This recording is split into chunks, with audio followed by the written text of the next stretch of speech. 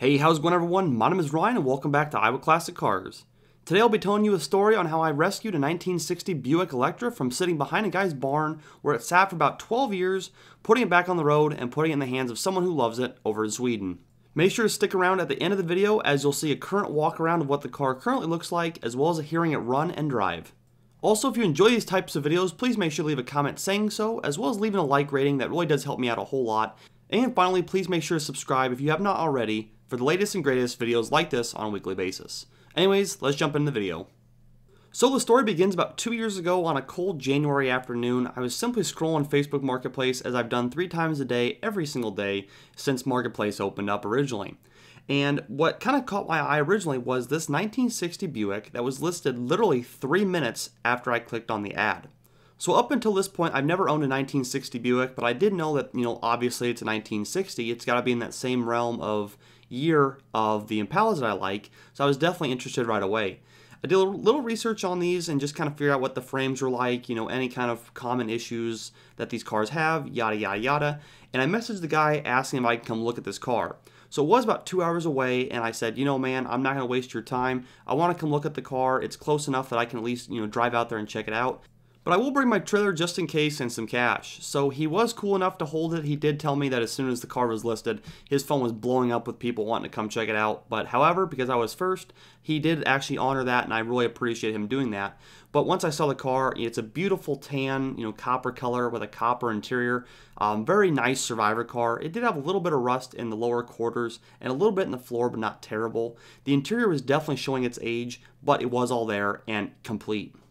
So we made the deal, and the best part about this whole deal was that he had a title. So I can get bonded titles through the state of Iowa, but it takes 4 to 6 months, and it's just kind of a pain in the butt to do that. So having a clean title is definitely the way to go.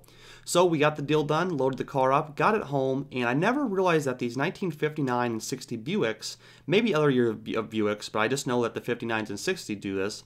But if you turn the key on and you try to actually start the car, nothing will happen. The way you start these cars is by hitting the foot feed to actually start the car with the key on. So once we got that figured out, the car would not turn over, but the motor was free, so I knew it would run. So there's actually an accelerator switch on the carburetor. I took that off, I jumped it, the car fired right up, and it actually idled. I mean, I was really impressed with how nice this car ran for sitting for 10 plus years. So once that was done, we put it in gear, drove it around the block. Obviously no brakes, we were going very slow, but really the car came right back to life. Everything worked, the radio worked, the headlights worked, the brake lights. I mean, it was incredible to see a car that's 60 years old that really has been sitting for that long of time come right back to life like it was just parked the other day. So once I did that, I put a video on Facebook showing the car off, and I had a lot of people ask to, look at it and buy it, and I took some more photos, listed them on Facebook, and I actually had a guy in Sweden offer me, full asking price right away, wire me the money, and the car went to Sweden. So this car now is in the middle of Sweden. The guy loves this thing. He drives it on a daily basis. It's out there in the snow. It's playing around in the snow, just the way these old cars should be driven, every single day. I do understand, that the salt and the sand is hard on these cars, but, when you're just driving on pure snow, it's no different than, driving in the rain. It's all good fun. These guys love these cars, and I'm very glad to put another car back on the road. So everyone, that's enough of me talking for the day. The rest of this video will be comprised of simply the 60 Buick in its full glory. The new owner actually was nice enough to send me this video here of a full walk around and starting the motor. There is some wind noise, you guys, so maybe turn down your audio just a little bit.